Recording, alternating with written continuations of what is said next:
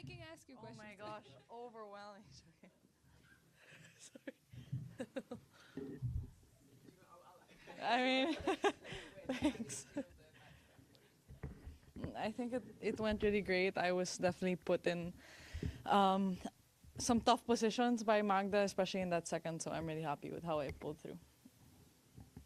Obviously, in the fourth round back here in Miami, and you'll get to face Karolina Mukova, I believe, for the first time. Just what are your thoughts on, playing her? She won in Doha a month ago. Just, your initial thoughts on playing her.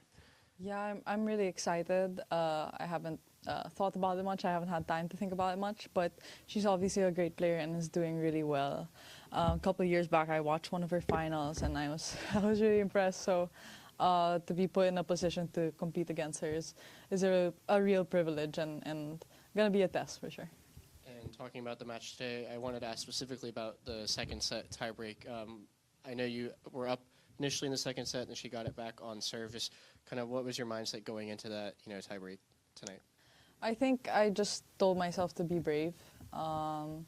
Just do whatever I could. I can't control how she was playing, and she I think upped her game in the second. So I tried to go for my shots, and they were effective, luckily. And, yeah. And throughout the tournament here, I'm sure you've noticed around the grounds there's been a lot of pets, cats and dogs and things like that. Are you a cat and dog person? And just what are your thoughts about seeing players bringing their their pets on site?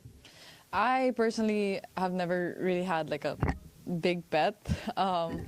But no, I think it's great for the players to have those kind of companions. I guess at the end of the day, they're an addition to the team, and the season is long. So for them to be able to have that, I guess, additional team member is great.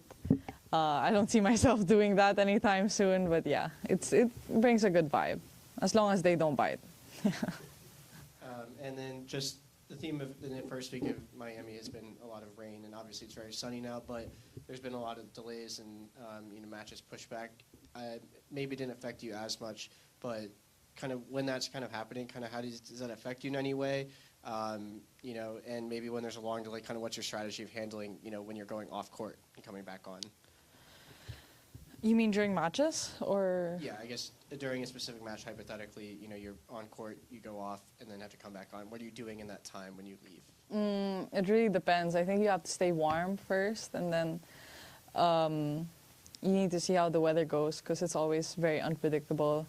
But nobody knows what's going to happen, right? We can't tell the future, so we do our best to handle with what we can. Also depends what time of day it is, if we've eaten. But I think generally we just try to stay warm, always be alert and on our feet. So yeah. And my last question: throughout various press conferences, you like to mention the phrase "spoonful of gratitude" and how you kind of embraced, that throughout the past year. And this, was a place where it kind of made your breakthrough moment.